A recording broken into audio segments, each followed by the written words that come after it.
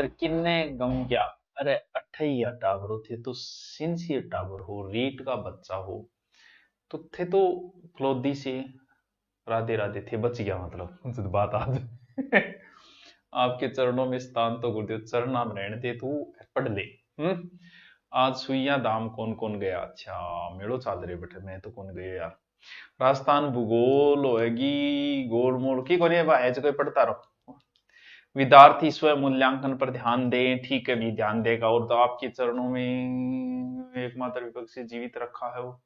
अच्छा और बताओ आ जाओ आ जाओ। मेरी आवाज आने लग गई कि थाना सगड़ा ने सगड़ा आज्या तो फिर आप चालू करा क्योंकि आज्या जदी माहौल हो थोड़ो तो क्लास में आ जाओ। अनूपगढ़ से राम राम। अच्छा जी लोगों लगाए आगे रहे कोई नहीं थाना पाछा कौन लिया है गंगानगर पाछा लिया है बीकानेर पाछा मिले गढ़ जाके मिले धीरे सी। आ जाओ आ जाओ। गुरुजी महिमा परम्पार मारी नैया पार। अच्छा थे रीट आ रहा था भी यार बहुत बात आ मन तो बेरो भी कोई नहीं तो चलो तो लियो शुरू करा ऐसे बे किताब ऐसे देख लियो ठीक है। चलो करते हैं शुरू।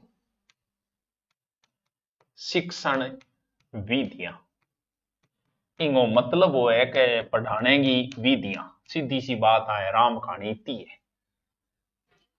और रीड भले आप किसी भी लेवल के होंगे इससे कोई फर्क नहीं पड़ेगा। All level is include in read शब्द ठीक है दोनों लेवल। एंड ग्रेड चाहे आप सेकंड ग्रेड की चाहे किसी की क्योंकि शिक्षण विधियां 70% शिक्षण विधियां सबकी सेम है। नाम का अंतर हो सकता है जैसे आगमन निगमन है तो सब में लगेगी भाई। सूत्र विधि है तो सब जगह ही लगेगी वो। तो कुछ थोड़ा बहुत फर्क हो सकता है किंतु परंतु छोटा मोटा हो सकता है।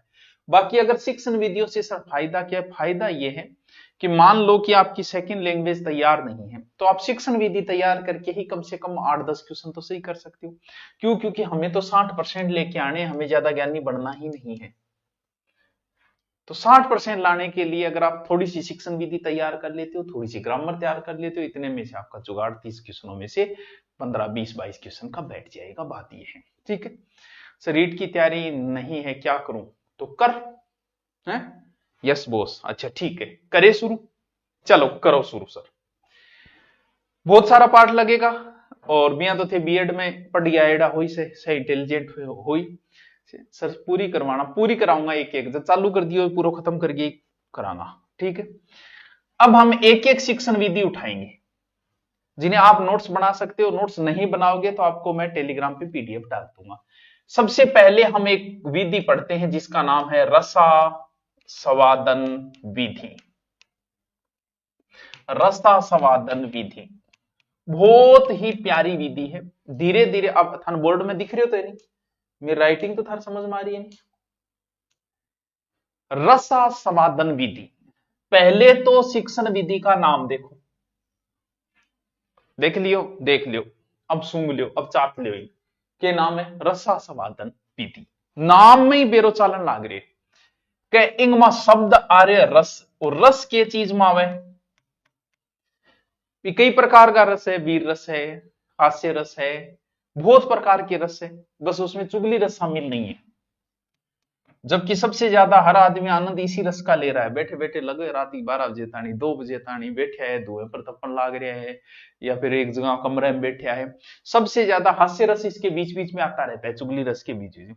सबसे आनंददायी रस तो यही है लेकिन इसी रस को नहीं पढ़ाया जाता कभी। हास्य रस जरूर पढ़ाया जाता है। रस का मतलब यह है कि किसी चीज में आनंद लेना। आनंद क्या मिलेगा बताओ है? जब छोटे थे तो कविता वगैरह लगती कहानी है कहानी में भी आनंद आवे मान ली बात। लेकिन सबसे ज्यादा आनंद आता है कविता में। और वो कविता का आनंद तभी आएगा जब कविता ने कविता के तरिया पढ़ाए जाओगे। हाँ छोरो आज को इतना पढ़ांगा रे।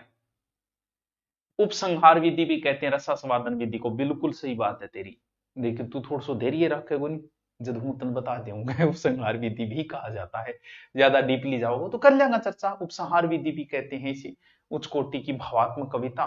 खंडान्वय विधि का प्रयोग नहीं करना है इसमें। देख कविता मतलब होगा नहीं, आ छोरो आ जाए कौन सी है कविता, खूब लड़ी मर्दानी झांसी वाली रानी कविता पढ़ाऊंगा, जो काट लियो किताब और मास्टर जी लाग गया पढ़ाने, उसमें कोई आनंद नहीं आता। जब कविता को कविता की तरह ही पढ़ा जाए। आप उनकी कविता पढ़ाते पढ़ाते गुजरा जो उसके दर से तो थर थर आए पैर, मंदिर की पुजारी भी वहां करने आए सैर। चंदन का तिलक देख मैं हैरान हो गया, ये आदमी था किस तरह शैतान हो गया। इस देश की अश्लील तबाही को रोकिए, वर्दी पहन के जाते सिपाही को रोकिए। माया से इस जगह पे बस काया ही सस्ती है, रे भूले से भी मत आना ये बदनाम बस्ती है। ये कविता है और कविता में बड़ा ही आनंद आता है। इसीलिए रसास्वादन विधि का प्रयोग हमेशा कविता पाठन में ही किया जाता है। लेकिन आ कोनी मास्टर जी पढ़ा रहे कि खूब लड़ी मर्दानी, फिर मर्दानी शब्द का अर्थ बताने लाई जा बीच में, इससे कविता का आनंद भंग हो जाएगा। जब भी कोई कवि कविता करेगा तो वो उसी भाव विभोर में चलेगा। कहां उसे तीव्र बोलना है, कहां धीरे बोलना है। कविता का आनंद करवाने के लिए ही कौन सी विधि का प्रयोग किया जाता है? रसास्वादन विधि। जो कविता का मूल स्वरूप है, जो आनंद है, बस उसी के लिए रसास्वादन। तो सीधी सी बात है, उपसंहार विधि कह सकते हैं इसे।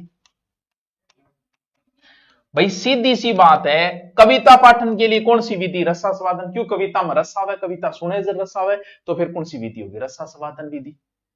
और भावात्मक कविता में नहीं, जो बहुत ही आनंद आओ, कई जी कथा कथा सुनाई करे थे, देखियो आंखों आंसू टपक वो करे, कथा सुना वो करे, ओ बिया जे हो नहीं तो फिर कहना ही के। मतलब वीर रस की कविता हो तो मास्टर जी इन तरीकों पढ़ावे का तो टाबर मास्टर का बेल दे, का मास्टर टाबर का बेल दे। जब भी कोई स्वाद आओ रसास्वादन विधि को, यहाँ रोंगटा खड़ा हो जाना चाहिए वीर रस की। सर कौन सी क्लासा में? सगले कविता अगर आप बच्चे को पढ़ा रहे हो उसको भी आनंद आएगा, बूढ़े को भी आएगा, जवान को भी। एक बात बताओ, शायरी ऐसा कोई है जिसे शायरी में आनंद ना आता हो? शायरी सुनने में सबको आनंद आ रहा है, वो बात अलग है कि शायरी सुन के फिर काट कर ले बोले ओ शायरी सुना, लेकिन आनंद सबको आता है शायरी सुनाने में। तो कविता को भी आनंद, तो फिर किस स्तर की कक्षा के लिए? सब के लिए होगा, ये सभी स्तर में उपयुक्त है। विशेष रूप में अगर थाने कह दे तो टाबरान बहुत आनंद आवे, यानी किस स्तर पर? प्राथमिक स्तर पर सबसे ज्यादा इसे टाबरान पढ़ाओ, कविता के माध्यम पढ़ाओ, बीच में बकवास ना करो। आप मास्टर जी बीच में संधि घुसोड़ दी या कविता के कोई शब्द को अर्थ बताने लगे, उसे पढ़ते जाओ, आनंद लेते जाओ, आनंद से पढ़ाते जाओ।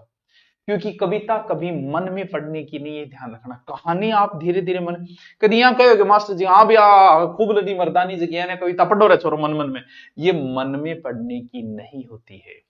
इसे तो भाव के अनुसार सस्वर वाचन में पढ़ा जाता है। इसे किसको? रसास्वादन। और बिन हृदय के अंदर ग्रहण करनी है, कौन सी विधि है? रसास्वादन विधि। बताओ क्या कह रहा हूं? सारे त्योहार नई साल में बेला में झूम रहा है, के नई साल तो कल आ गई, मन करता है आपको ही देखता रहूं। चल देख तो ईमानों की दो आंख तो देख लियो। अरे तू किसा नया डिस्ट्रिक्ट किसा और तू पढ़ तो रहे, छोड़ा जो भी तेरे पास किताब है। अरे क्या अंतर आ गया? नीम का थाना जिला था, अब 500 बठी ले जाए बेल दियो। तो पहले तो पढ़ते थे ना नीम का थाना सीख कर, बस नीम का थाना ब्रिगेड में सीख कर लिख दी। दूदू जयपुर में था, दूदू जयपुर में, बस बात खत्म। अरे के जयपुर ग्रामीण के शहर कहानी खत्म करी, के जोधपुर ग्रामीण के शहर कहानी खत्म करी, समस्या ही मिट्टी। अनूपगढ़ पहली जीके में दो जगह कोई नाम आता हो, पाछो कर दे गंगानगर पाछो, बस। तो कोई ज्यादा लंबा चौड़ी कहानी नहीं है, बस पढ़ते रहो, वो जो है वो किताबें पढ़ते रहो। बताओ भी, रसास्वादन विधि समझ में आ गई तो हूं आगे चालू।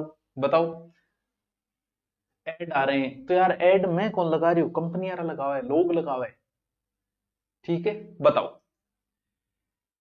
समझ में आई कि रसास्वादन रस का आनंद दिलाने के लिए है।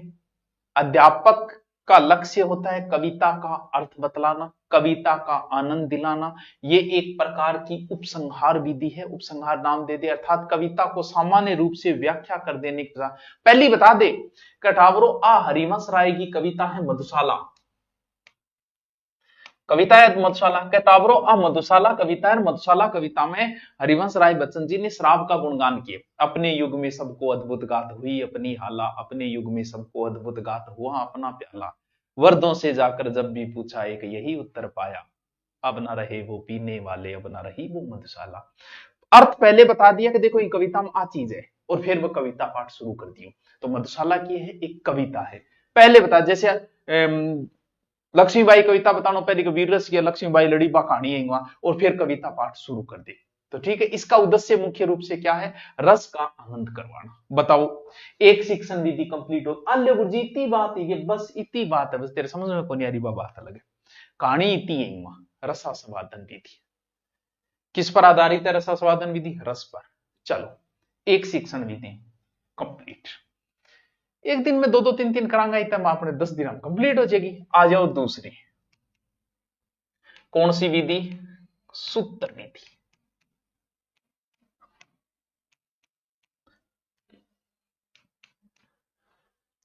पहली शिक्षण विधि, नोट्स बनाने की जरूरत को नहीं है, बनाओ तो अच्छी बात है, साथ साथ में नहीं बनाओ तो पीडीएफ डाल देना, क्या ऊपर टेलीग्राम पर। आज जितनी शिक्षण विधि कराऊंगा पीडीएफ डाल दूं, टेलीग्राम जो है वो थर भाई गई नाम पर, ठीक है। हाँ, सूत्र विधि देखो, सूत्र कभी अब थाना संस्कृत पढ़नी पड़े मन बेरो, क्योंकि रीटी थे तैयारी करो, रीटी तैयारी करो, मन बेरो थे संस्कृत पढ़ो, और संस्कृत लगभग सूत्री सूत्र पर चाले, लगभग मास्टर जी सूत्री सूत्र बताओगा।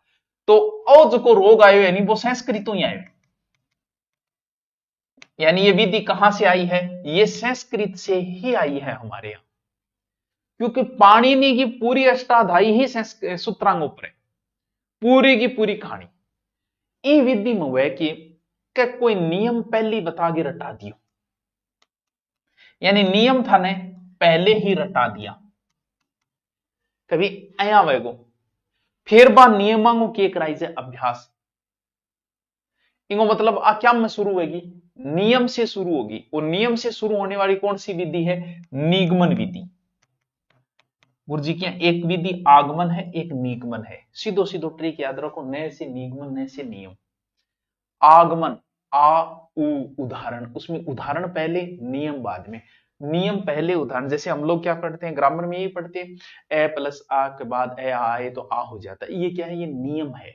और फिर हम इसके उदाहरण पढ़ते हैं कि विद्यालय है, देवालय है, शिवालय है, ये इसके उदाहरण है। यानी नी से नियम और नी से निगमन, कहां से आइए, निगमन विधि से आइए। अब सूत्र सीधा रटा दिया, वो तो ठीक है।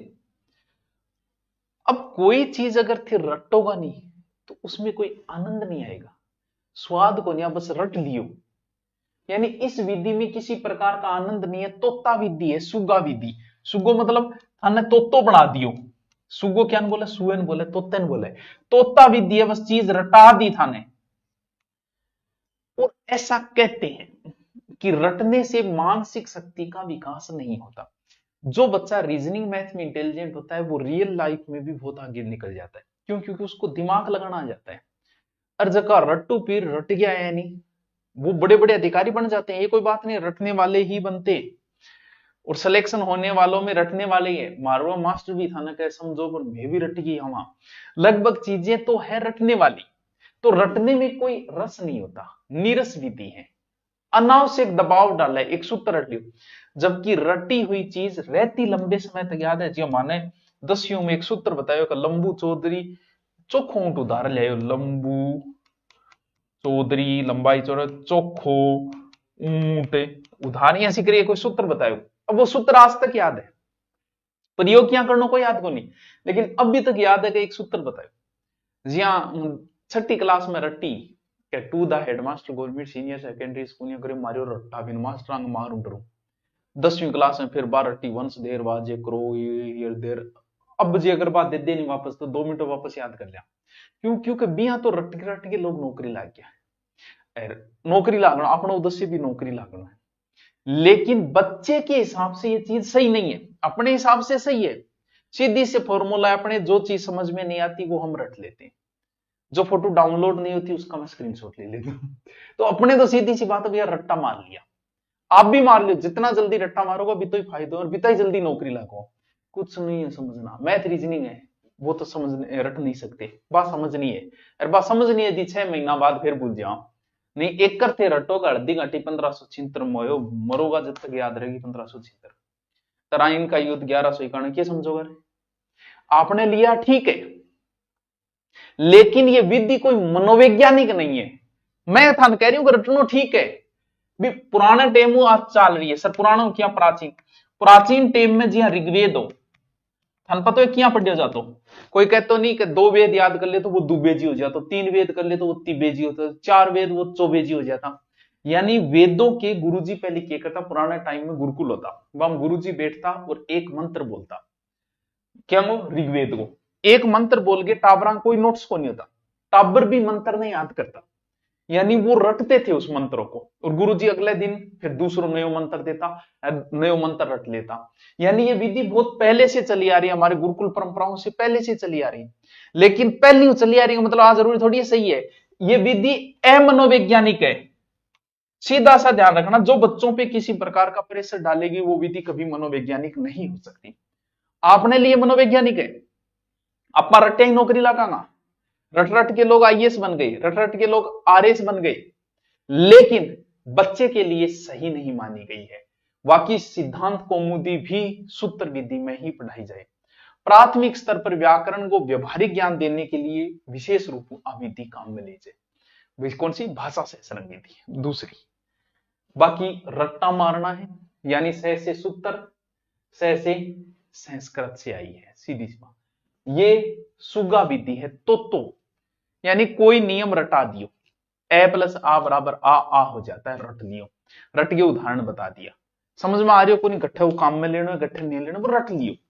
तो ये रटने पे बल देती है, जो चीज रटने पे बल देगी वो कभी मनोवैज्ञानिक नहीं होती। ये विधि क्या है, अमनोवैज्ञानिक विधि है, बाकी ये बहुत प्राचीन विधि है। सूत्र जो है सूत्र विधि संस्कृत पाणिनि की अष्टधाई पूरी इसी विधि के ऊपर है। किस पे, इसमें पहले नियम आएगा, यानी निगमन विधि पर आधारित है। अब बताओ के कौन समझ में आयो। शिक्षण विधियां प्रश्न किया हुआ, काल आंगा सागर प्रश्न करवा दूंगा, फिर ठीक है, काल प्रश्न भी करवा दूंगा शिक्षण विधियां का। अब क्या कहे लिखवाऊं को नहीं मैं, गुरु नोट्स पर सॉरी टेलीग्राम के ऊपर आप पीडीएफ डाल दूंगा, आज जो करवाया उसकी तीनों विधियों को मैं पीडीएफ डाल दूंगा, वहां से नोट्स बना लेना, जिसको बना ही लेना। शिक्षण विधि तो काम ही आएगी भाई, सेकंड ग्रेड में यही है, रीट में भी यही है, तो शिक्षण विधि तो यही रहनी है, ठीक है। अब बताओ क्या कर रहे हो, रीट के 7,000 पद के बारे में चल रही है, कितने पद आ सकते हैं, अभी तो इतना ही होगा, पद तो बहुत खाली है, लेकिन बजट में इतना ही पास करे तो देखो बढ़ जाए तो बढ़ेगी, कितनी बढ़ेगी, गलत है यही सेकंड ग्रेड में कर दी, यही थर्ड ग्रेड में कर दी, मुझे लगता है रथ फोर्थ ग्रेड की ओर मोड़ना पड़ेगा। 2 विधियां होगी, तीसरी विधि भाषा सहस्रंग विधि, भाषा सहस्रंग विधि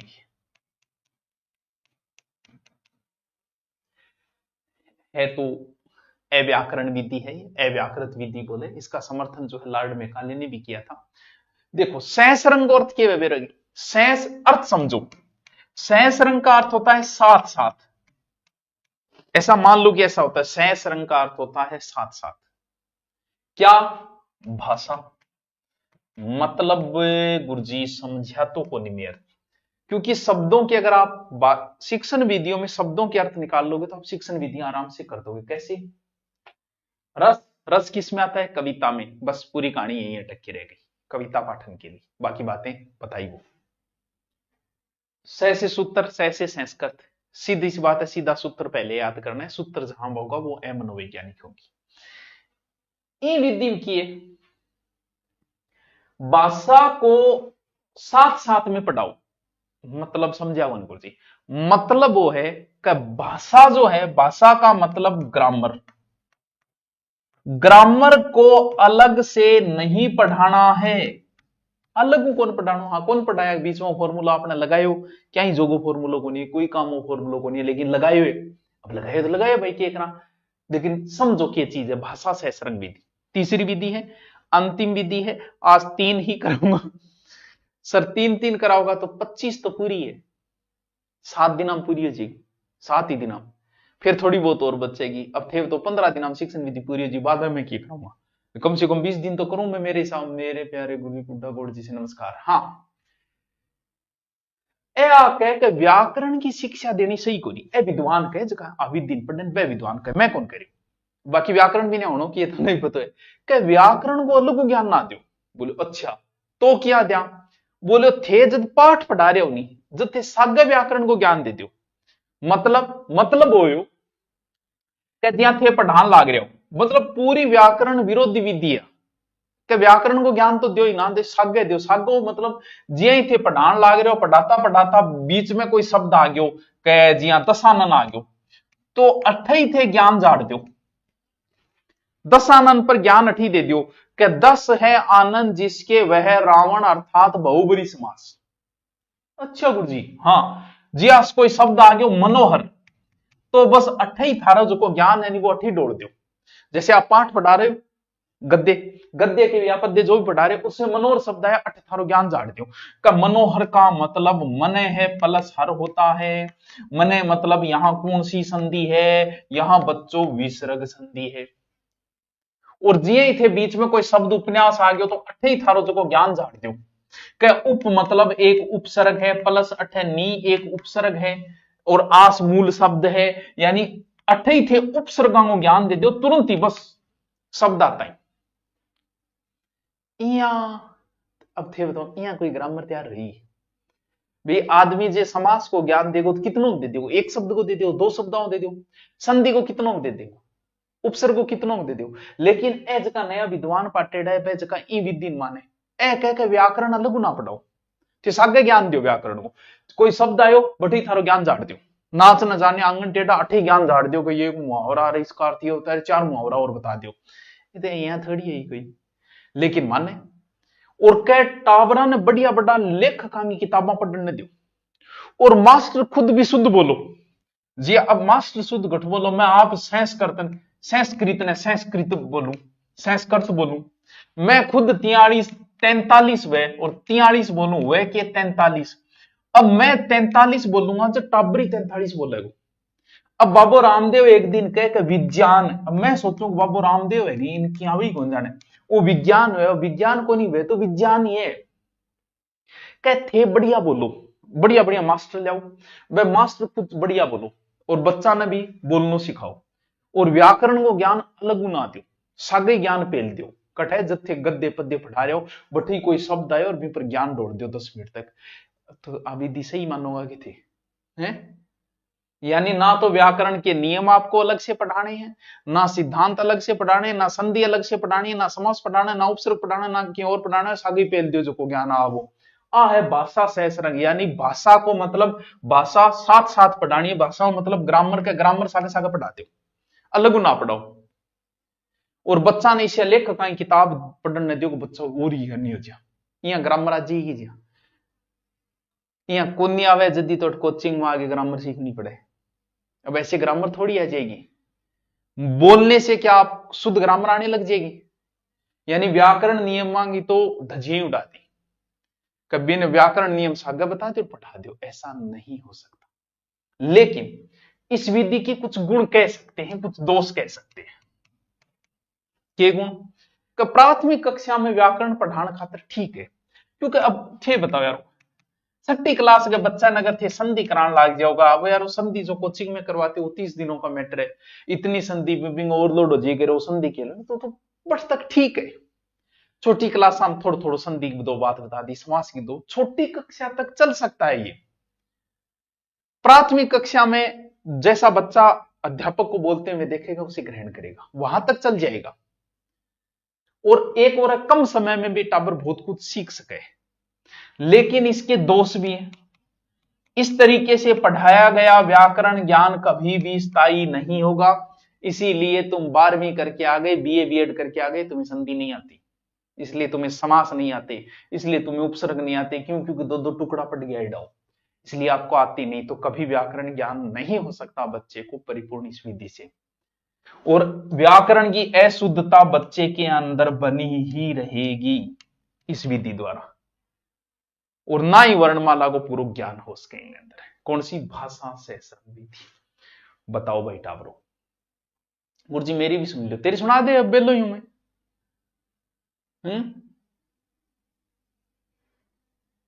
एक और ईंट गिर गई दीवारें जिंदगी के।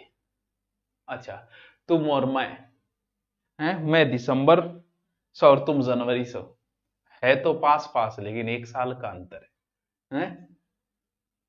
कॉपी पेस्ट मत कराओ कोई, अच्छा मत करो, ठीक है। भाषा सहस्रंग विधि, इसे अव्याकृत विधि या अव्याकरणीय विधि कह सकते हैं। समर्थन इसका लॉर्ड मैकाले ने भी किया, थोड़ा सा ध्यान रखना है। और बाकी साथ साथ में पढ़ाना है, अच्छी किताब में लेखन को भी पढ़ानी है, व्याकरण का ज्ञान साथ साथ में, मेरे ऐसी बातें बस। आज हमने बच्चों 3 विधियां पढ़ ली। अब अगर थार विधि नहीं समझ में आई है तो कभी फिर अच्छा न्यू ईयर को ऑफर चाल गया भाई, पहली बता दी। आप सबको न्यू ईयर की हार्दिक शुभकामनाएं। ऑफर तो थान देना ही पड़ेगा, क्योंकि हमारो भी खर्चो यहाँ निकल जा, थारो भी निकल जा, अपने दोनों में काम बन जा। कुछ दूर तुम चलो, कुछ दूर हम चले, ऐसे करते करते हम किराया बचा लेंगे। अब आओ दोबारा, रस कविता सूत्र संस्कृत से आई, बाकी बातें हो गई। रसा समाधान विधि व्याकरण विरोधी विधि है, व्याकरण इसमें ऐसे नहीं पढ़ाना है, व्याकरण का ज्ञान साथ में देना है। आल्यो जी टाबरो, आज मैंने 3 शिक्षण विधियां करा दी, आगे भी कराऊंगा, पूरी कराऊंगा। आप शुरू हो गए तो साथ साथ में आपको भी पीडीएफ मिल जाएगी। कहां? टेलीग्राम पे।